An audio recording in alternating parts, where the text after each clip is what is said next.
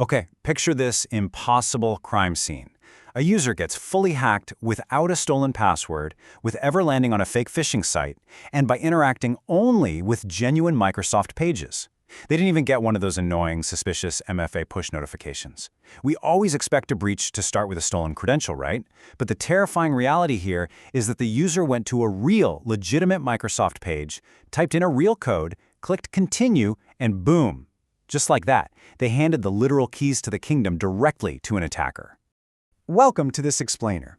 Today, we're unpacking exactly how attackers are silently stealing Microsoft 365 sessions without cracking a single password. And more importantly, how you can stop them dead in their tracks. It's called device code phishing, and it is spreading like wildfire because, frankly, it doesn't look anything like traditional phishing. Here is our roadmap for the day. We'll start with the mechanics of the passwordless hack, break down exactly how the trap works, look at spotting the invisible attacker in your logs, lock down the flow, and finally, investigate local endpoint clues. Let's jump right in. Part 1. The passwordless hack, a flawless disguise with zero stolen credentials. Let's look at the reality of this initial breach. The user gets a message that looks totally harmless. Maybe it's a Teams meeting invite or a quick ping from IT support saying they need to sync their device. The prompt just tells them to go to microsoft.com/devicelogin and enter a short little code, something like ABCD-8197. And they do it. I mean, why wouldn't they? There are no certificate errors, no weird typos in the URL, literally no obvious red flags. They are typing a code into Microsoft's actual website.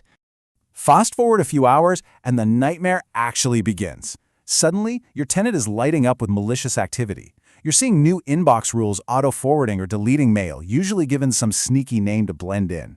You start noticing sign-ins from IP ranges that belong to cloud hosting providers instead of the user's normal ISP. Then comes the really weird Microsoft Graph activity, mass mailbox reads, or just bulk searches ripping through SharePoint and OneDrive. But here is the craziest part. The user's password is completely untouched. Their MFA successfully satisfied. It totally looks like a leaked session cookie or some conditional access gap, but it's not. The attacker didn't steal a credential. They tricked the victim into handing over a token. Moving to Section 2, how the trap works and how attackers are abusing a perfectly legitimate OAuth 2.0 protocol. To understand how they're bypassing our modern defenses, we really need to examine the specific protocol they've weaponized. The crucial piece of the puzzle here is the OAuth 2.0 device code flow. This is a real legitimate standard on the internet. It was built specifically for smart devices that can't easily open a web browser or accept keyboard input. Think of your Teams Rooms panels, smart TVs, or maybe a PowerShell session running on a headless server. The catch? From EntraID's perspective, an attacker's malicious Python script sitting on a VPS somewhere looks exactly like a harmless smart TV just asking for access. So here is how the trap actually springs shut. Step 1. The attacker script calls EntraID and essentially says, "Hey, I'm a device, give me a code." EntraID happily hands back that short user code. Step 2. The attacker packages that valid code into their phishing lure and sends it over to the victim. Step 3. The victim goes to the real Microsoft site, enters the code, and authenticates using their real password and their real MFA. Meanwhile, and this is Step 4, the attacker's script is silently polling EntraID in the background every few seconds. Finally, Step 5. The absolute second the victim hits approve, that poll succeeds. The token is minted and handed straight to the attacker. The victim did all the heavy lifting, and the attacker just walks away with an access token and usually a refresh token to keep the whole thing alive indefinitely. Section 3. Spotting the invisible attacker. Let's find those fingerprints in your EntraID logs. Since they're using legitimate Microsoft protocols, hunting them down means you have to know exactly what you're looking for. Listen, you cannot just look at the client app field in your logs. If you do that, this malicious traffic will completely blend into the everyday background noise of your network. You literally have to filter your Sentinel or Entra sign-in logs specifically by the authentication protocol being equal to device code.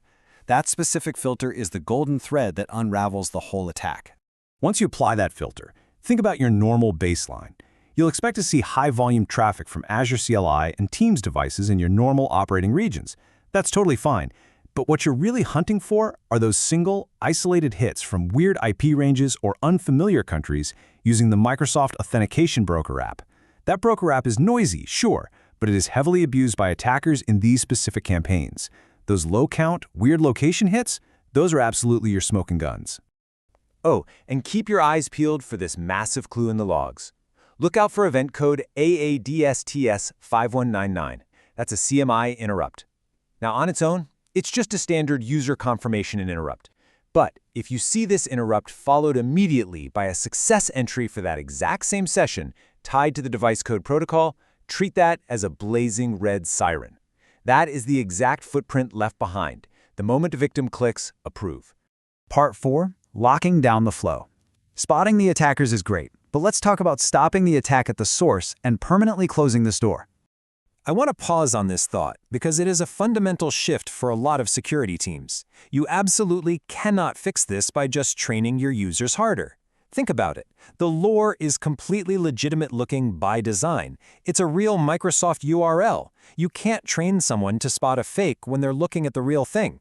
You fix this by removing the flow entirely for the people who never actually need to use it.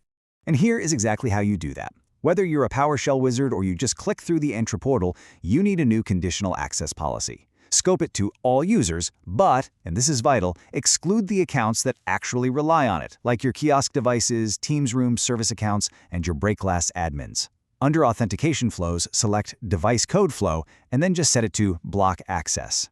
But please, for your own sanity, run this in report-only mode for a week or so first, just to make sure you aren't accidentally breaking any critical infrastructure. Now, what if you were digging through your logs and actually found a breach? You have to move fast to contain it, and you need to follow this exact order.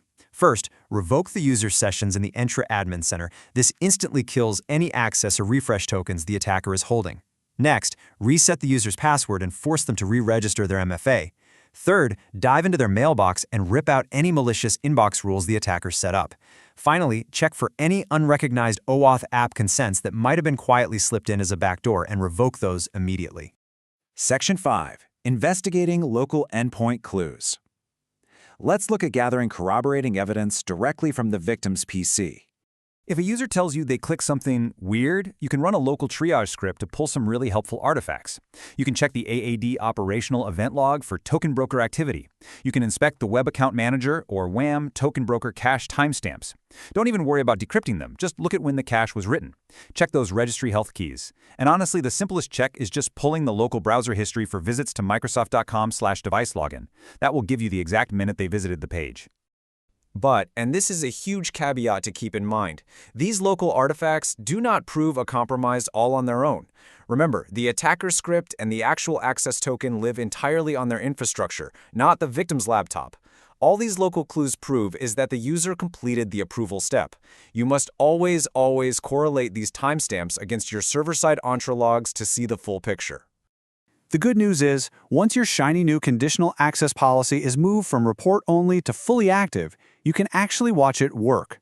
Any new attacker attempts won't just vanish into the void. They will explicitly dead-end in your logs as a failure at the grant stage, tied directly to your policy. It's incredibly satisfying to see that denied message and know your shield is holding strong.